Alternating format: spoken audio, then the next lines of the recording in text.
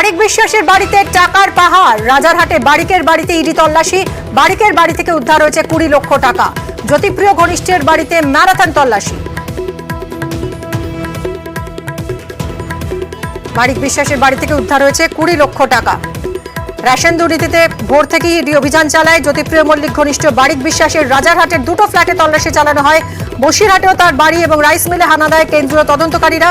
বেশ কিছু নথি উদ্ধার হয়েছে এবং 20 লক্ষ টাকা উদ্ধার হয়েছে।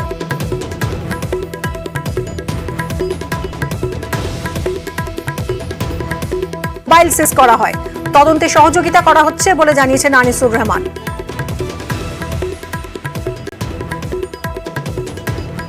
ইডি সিবিআই এর রেটটা তো আজকের দিনে খুব কমন ফ্যাক্টর হয়ে গেছে। বাকিবুর রহমানের রিলেটিভ বিষয় নয়, রাইস মিলের সংক্রান্ত বিষয় নিয়ে সারা রাজ্য জুড়েই হচ্ছে। এটা হ্যারাসমেন্ট আর কিছু বলে নেই, তেমন কিচ্ছু সিজ হয়নি, শুধু যেটা মোবাইল নিয়ে গেছে, আমার বা দাদার মোবাইল নিয়ে গেছে, আর তাছাড়া আর কিছুই পায়নি, কিছু সিজও হয়নি। সবটাই আমরা সহযোগিতা করবো সেভাবেই কথা বলা হয়েছে এবং তারাও যথেষ্ট স্যাটিসফাইড।